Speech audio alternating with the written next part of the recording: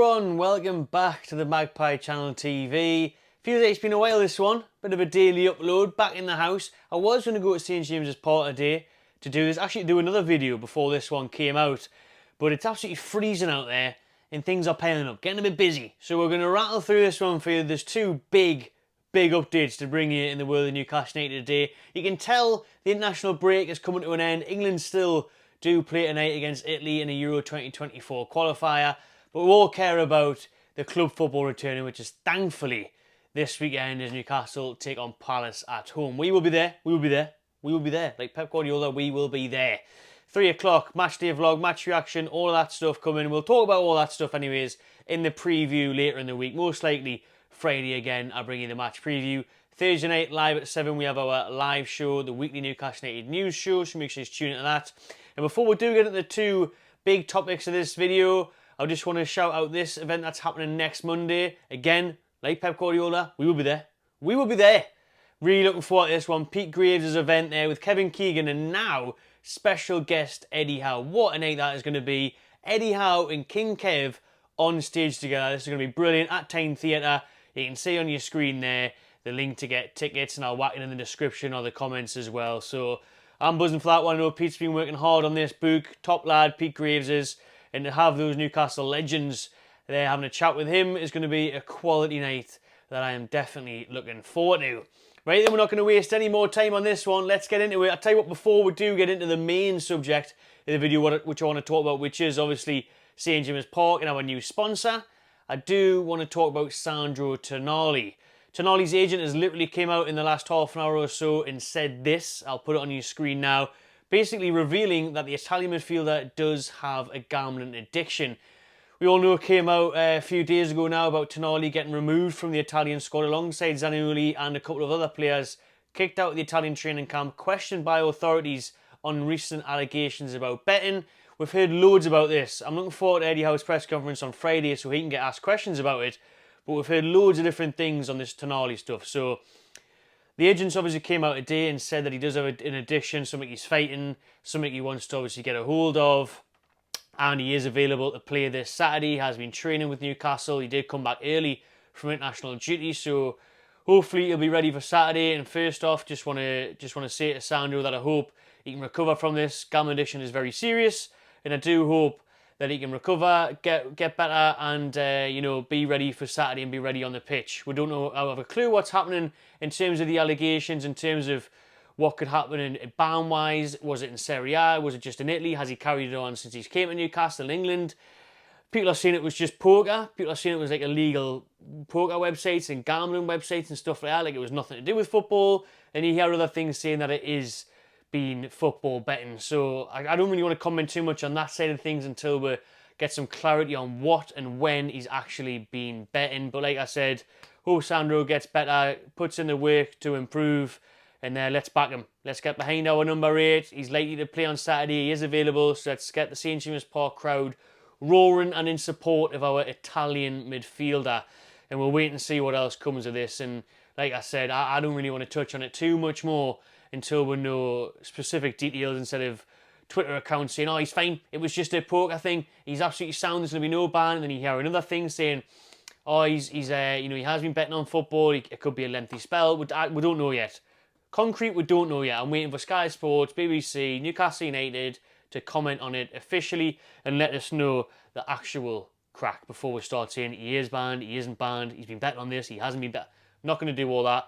But what we know is obviously his agent has came out this afternoon, said he's got an addiction, he's back in Newcastle and he's working to improve. So hopefully that's the case and we can look after our midfielder, and obviously praying that he doesn't actually get a lengthy ban. If it was something along the Ivan Toney lines, that would obviously be devastating. But we'll not speculate, we'll not do any of that yet until we know. Right then, the other official, well, part of the official news, then we're going to discuss what it actually means in a minute, because again, with this one, it's speculation about what are they sponsoring.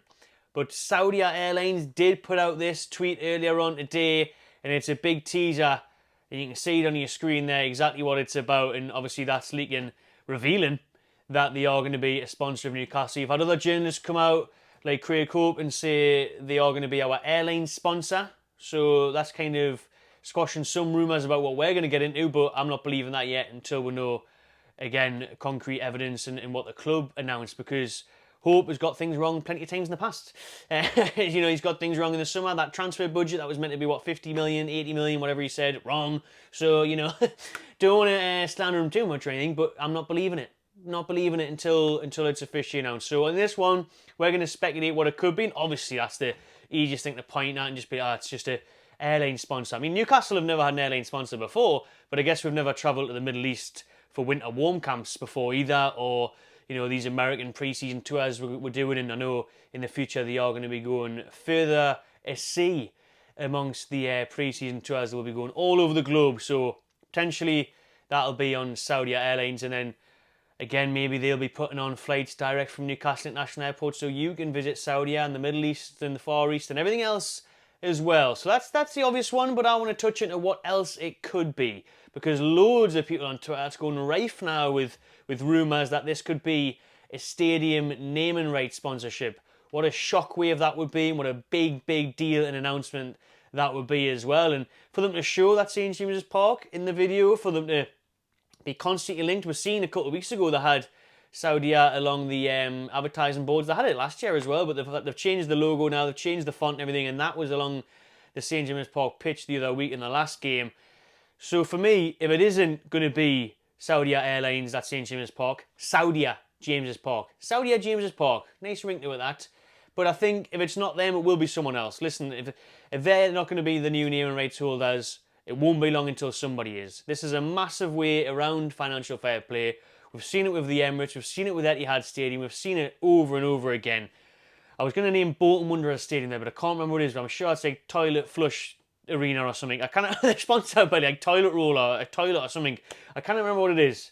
I'll put an image on the screen now, but it's something like that. And like I say, it happens up and down the country where sponsors and brands come in and rename stadiums. Obviously, Mike Ashley infamously did it with the Sports Direct Arena. The difference with this one being whether it is Saudia Airlines or a new one or whoever comes in, the Adidas Arena or a total random sponsor, well, it'll get invested back into the team, it'll get invested back in the club, and that is the sole purpose of our owners doing it, because, as I mentioned before, it fights around FFP and it allows us to invest back in the squad, and it shows that you're gaining more revenue, which you can then put back on the pitch, which is our goal, and that's how you become the best team and sign the big players on the big bucks. So that's the difference. Whereas with Mike Ashley, it was just a free advertising board for his bargain bucket shops, wasn't it? So that's the difference there. Whereas this time, our new deal will be invested back into the playing side of things and into the club and everything. So I'm all right with it, to be honest. I'm all right with it, as long as it's not too slanderous. I wouldn't mind the Saudi stuff because it actually goes well. It sounds all right. Like I mentioned, Bolton sponsor and other ones that some dreadful names out there, quite embarrassing. You know, and you don't want that. Even Sports Direct Arena was crap. You know what I mean? We didn't want that. Not just because it was Ashley, it just looked and sounded crap. Red and blue signs everywhere, minging. So we don't want that again. We won't get that again. But for me, it's important to realise that it's likely to happen, because it's a one big outlet for us to be able to outlay financial fair play and overcome some barriers in terms of signing players, reaching those advertisement and revenue streams. So that's a way forward. If it isn't Saudia, it'll be someone else sooner or later. Let me know your thoughts about the potential renaming of St James's Park. That was a very strong rumour. Another one was a training ground sponsor, which again I've said loads of times in the past, this will happen. If it's not Saudia Airlines sponsoring it now or in the next month or whenever it gets announced, this new deal, it'll be next summer or the year after, where we do have a training ground sponsor. Liverpool are sponsored by AXA. That is the AXA Training Ground Centre. Big signs all over the place. That's what it's called. That's what it's named. Whenever Sky Sports News are there, it's always such and such live at the AXA Training Ground. And again, a way around FFP. Boost your incomings, boost your revenue. It's smart, it's easy. Why not? Do you know what I mean? Have your training ground sponsored by someone. Completely makes sense. So as I've said, if it's not them, it'll be someone else soon. That's another avenue the club can go down. I could see that, but I think that might be something different in the pipeline, in the works for next season. And the same goes with the training gear. So not just the training ground, you can have a separate sponsor for your training wear. You see the likes of Manchester United warm up at Old Trafford in different sponsors before they kick off. So you've got the kit sponsor and you've got the training ground sponsor. So they're quarter zips, the t-shirts and everything that they're training up, warming up in, running through the drills, running through the cones.